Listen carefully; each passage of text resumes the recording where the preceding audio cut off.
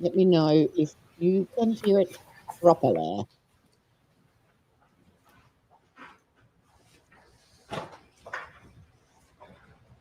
Children often suffer the consequences of the decisions of adults. And this case is no exception to that. This is Hannah Nicole Driver. And this program, I'm having, can you move the microphone that's on the lectern a little bit closer to you? Yes, Hannah, I think you can move it. Hannah is the name of her 12-month-old daughter.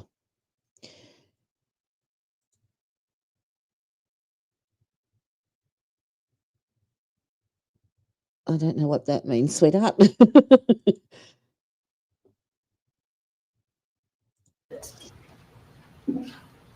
Is it taken down?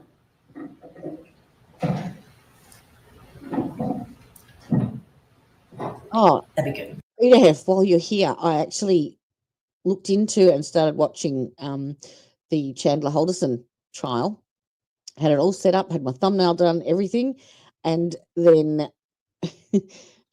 got online and realized that the same day Recovery Addict was about to start it as well. So it's on the back burner, but it is there. Oh, it's a sad case. Yeah, unfortunately, it is.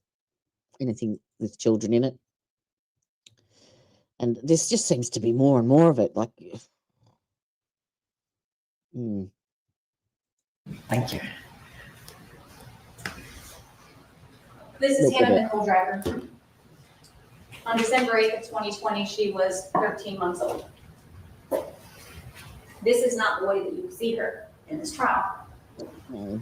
Instead, you will see her the way that first responding officers saw her, the way that the EMTs saw her, the way that the ER doctor saw her, and eventually the way that the medical examiner saw her.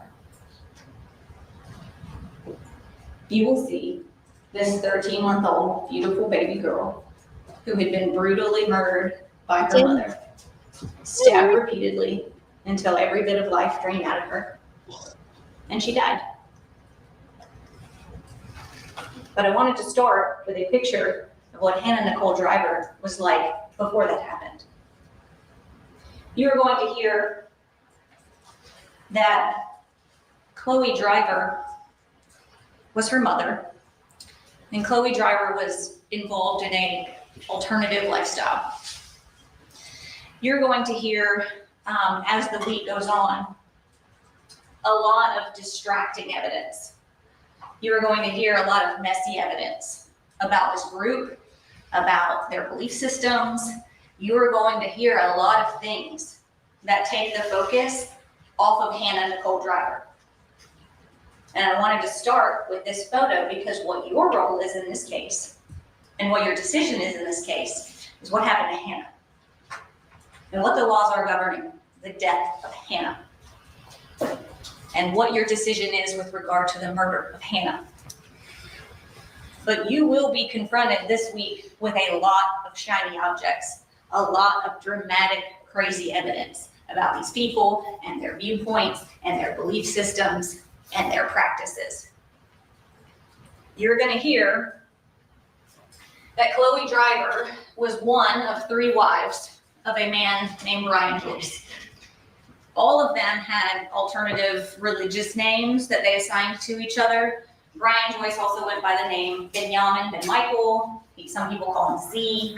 Chloe Driver went by the name Kuwani. Hannah, the baby, they called Nimsi. The other 2 wives, Jessica and Sarah, they had other religious names as well. But the evidence will be that that group, that core group of 3 wives and the husband, Benyamin, that of the 3 wives in 2020, Chloe had been with Benyamin the longest. Of the 3 wives, she was the longest surviving wife of that group. And then after her came Jessica, who had been in the group for about 2 years. Chloe had been with him for about 3 years. And then Sarah came last. She had been with him for less than a year. But they all lived together as a family. Chloe had a baby, Hannah, with Benyamin. And so it was Benyamin, the 3 wives, and the baby. You'll also hear the evidence that there was another individual that spent a lot of time with them, traveled with them, participated in a lot of their same belief systems. His name's Jason Spillers. You'll see him in this case and hear evidence from him as well. So the belief system, what you will hear is that they had very sort of radical views. They were strict vegans. They only drank purified water. They did not believe in any type of drugs or alcohol, no modern medicine. Hannah never had a birth certificate or went to the doctor. You will hear that they participated in alternative healing practices like drinking their own urine, sensory deprivation meditation, that they did not believe in modern medicine. You will hear that they collectively as a group engaged in this sort of thought process that they had a higher consciousness than the rest of the world, that they were called upon to challenge the realities of sort of the traditional worldview. And that was something that they all leaned into and felt pride in. And it was collective as the group. They were all like-minded in that way. Now, you're also going to hear that they were pretty nomadic, that they didn't have strong roots anywhere, that they traveled around a lot, that they bounced from place to place, spent time in different locations. None of them are from Cherokee County. It was a sheer coincidence that this act happened in our jurisdiction, and I'll get into that. On December the 8th of 2020, they were traveling from North Carolina down to Florida. Benyamin, the husband, had previously lived in a residence at 215 Mountain Vista Blvd in Canton, Georgia, with a man by the name of Gerald Ablin. Gerald Ablin still lived in that residence on December the 8th of 2020. And so in their travels, Benyamin, Jason Spillers, and 3 wives, Sarah, Jessica, Chloe, and the baby, Hannah, were all caravanning from North Carolina down to Florida in 4 different vehicles, a U-Haul and 3 cars. And they were planning to move down to Florida. And they stopped at Jerry Adams' house in Canton, Georgia, 3 miles from this courthouse, because Benyamin had stuff in Jerry's basement. And so the plan was for Jason and Benyamin to load up the stuff that was in Jerry's basement into the U-Haul and to get back on the road and head to Florida. What happened was, when they got there, 2 of the wives, Sarah and Jessica, went to one of the upstairs bedrooms to take a nap. And Hannah and Chloe went to another upstairs bedroom to take a nap. Gerald Ablin, the homeowner, worked from home. He's a software engineer. So he was on a Zoom call working, and the women and the baby went to the room so they didn't disturb him. And Jason Spillers and Benyamin went to work moving the things out of the basement into the U-Haul. It was supposed to be a seemingly short stopover, and then they would all get back on the road. And when they were done, and it was time to leave, something happened. This is the residence. You'll hear that when Jason and Benyamin were distracted, moving things out of the basement, Nicole Driver, at some point, went down to the kitchen, got a knife out of the knife block, returned to the room with Hannah, locked the door behind her, and repeatedly stabbed Hannah to death with this knife. She then took the knife and stabbed herself in the neck. This is where Hannah Driver bled to death. You will hear that Jason and Benyamin were out in the driveway. They were getting ready to go. Sarah and Jessica had come down. They were in the driveway getting ready to go. And Benyamin went upstairs to get Chloe and the baby. And the door was locked. And he heard noises. Good morning, Regina. And he panicked. Good morning, Angel. And he kicked the door down. And he found the scene of his 13-month-old daughter bleeding to death on the bed, and Chloe on the ground with a knife wound to her neck as well. You'll see evidence of him kicking in the door. And you'll hear the witnesses who said they heard the most blood-curdling scream from him. What did you do? What did you do? You will see the body cam footage of the first responders on the scene who rushed in to try to save the baby and Chloe Driver. And what you will see is Benyamin with his hands on Hannah's neck trying to keep her from bleeding to death, and Jason Spillers, the other man that's a part of this group, with his hands on Chloe's neck trying to save her life. You will see these men were in shock. They were desperately trying to help, and you will see the response of first responders, EMTs, and everybody who did everything they could for Hannah and Chloe. You will hear that Hannah died, that she had 4 stab wounds. One of them was a 1.5-inch deep stab wound to her back. Oh. The other wounds were 3 stab wounds to the neck, one of which was so deep that it went all the way through her tiny neck, transected her carotid artery, and hit her vertebrae.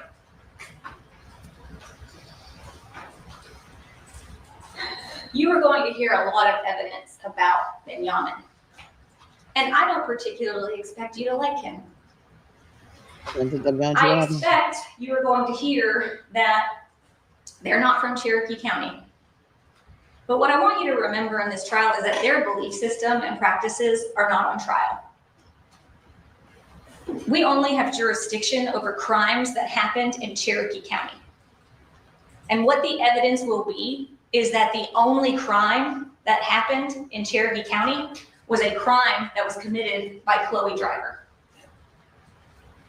The evidence will show that the only act committed by Benyamin in Cherokee County was the desperate act to save. Oh, do we have one? Yeah, you can share. You can share. Knock yourself out. I don't know what it is, but you're welcome to share it. Please explain. Save his baby daughter. And you will see it. Now, the state has the burden of proving that she murdered Hannah and that she intended Hannah's death. And that will be very, very clear from the evidence. The defense is raising the issue of insanity and going to ask you to find her not guilty by reason of insanity. And that is their burden to prove. There is a legal definition of what insanity is, and opening statements are not necessarily the appropriate time for us to get into what the law is and how you apply the law. That will be something that comes at the end of this trial. But what opening statements are for is to give you a roadmap, to help you focus on the important issues and to help you know what to look for when the evidence is coming before you. And so in that regard, the things that I can appropriately tell you is you're going to hear a lot of things in this case about throwing witnesses and evidence, throwing around terms like crazy, mentally ill, insane. And you, as human beings that know the English language, probably use all of those terms kind of interchangeably. But the truth is the law has definitions for things, and they are not the same. So what I would like for you to pay attention to in the presentation of evidence in this case is the evidence that she understood the wrongfulness of her actions, that she understood the difference between wrong and right. And there will be plenty of evidence presented to you that she did. One of those pieces of evidence is when she was sitting in the hospital bed, one of the first things that she wrote to law enforcement, because she could not speak because she had a trach, was, how long will my prison sentence be? A trach is a trach. It's where they put a tube in through your throat and down into your lungs. Obviously, she stabbed herself, and she must have caught her trachea. And for it to heal, they've obviously put a tube down from her neck, like from in here. So you can't speak with that on, with that in there. It's a shame. For killing her. This is the evidence that will come before you that demonstrates that she understood the wrongfulness of her actions. Pay attention. Oh, yeah, she just, yeah.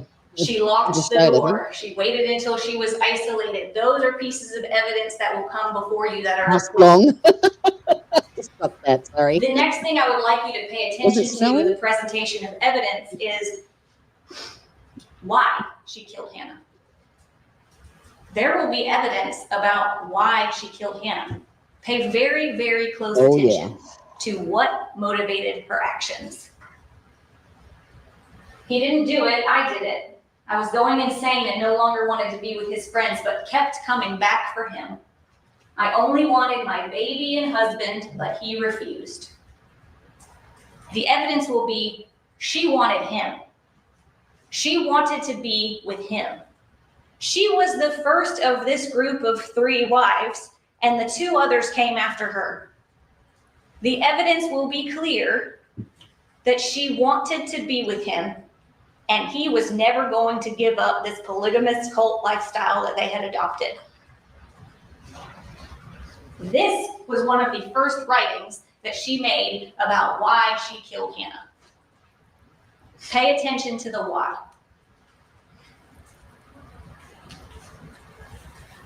Her cell phone was searched, and you'll see evidence of that. She searched killing somebody to save them. Also, a couple of weeks before she killed Hannah, she searched how to snap a neck. Oh. The evidence is going to be she was evaluated in the hospital by a psychiatrist shortly after she killed Hannah, and he indicated the patient felt the only way out was to kill her daughter and herself. I couldn't handle being with the group anymore, and he left no alternative with certain threats. This was her note that she wrote to Benyamin. She wanted him and the baby, and she wanted everybody else to go. And that wasn't an option, so she picked a different one. There is going to be evidence in this case that she believed some things that were pretty crazy. And there's that word again, crazy. It doesn't have a legal definition. You're going to be focused more on mental illness and insanity and making your determination. But just in the English language context, there's going to be evidence that comes before you that sounds insane. There is going to be evidence that she believed things that the rest of the group believed too. That the world is fake, that we're living in hell, that they have the ability to, with their minds, control the actions of other people around them. These things were not unique to Chloe Driver. The entire group believed that this higher level of consciousness was something that they were called upon to do, to serve the world. And so, all right, I'm just going to say, I'm pretty impressed, not just by this attorney. And I know this is probably really shallow with my OCD kicking in, but she has presented beautifully. She's in a well-fitted suit. Her colours match, her necklace, her hair, everything, her nails, just spot on. So just putting that out there. No worries, NF. No worries. And waiting for it. Is she hot? She is very well presented. Very well presented, in my opinion. So what I ask you to do when you are assessing these things is, there may be a question about whether these are delusions or whether these are just genuinely held religious views that maybe are untraditional that the rest of the world doesn't agree with. And that's something that you're going to have to parse out. But here's the thing that is very, very clear and will be very important to your determination in this case. None of these bizarre views had anything to do with Hannah. That is of critical importance. I started with a picture of Hannah, and I'm going back to it because when we talk about the issue of insanity that will be raised in this case, you have to focus on how her belief system, her mind, her thoughts, how those things related to Hannah, her feelings about Hannah, the reason she committed the act against Hannah. You cannot just say she has crazy beliefs without considering Hannah.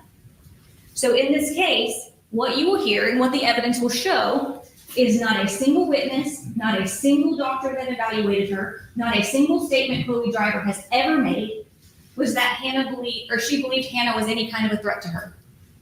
There will be no evidence of that. You will not hear that she was ever afraid of Hannah. You will not hear that she ever felt like she needed to defend herself against Hannah. And how she felt about Hannah in her mind and in her actions and informing her intent is something that you need to pay attention to in this case. It will help you solve the legal equation. Whether she had delusions or not is a teeny tiny part of the legal equation you will solve. The evidence that will come before you is none of that stuff related to the reasons why she committed this act against Hannah or her beliefs about Hannah, the baby, the victim in this case.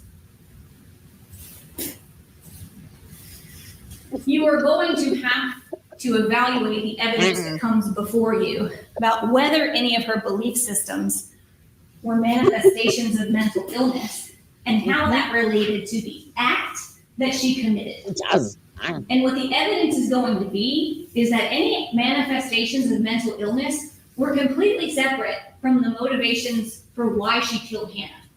The evidence is going to be that her motivation for why she killed Hannah wasn't her delusions, it was her reality.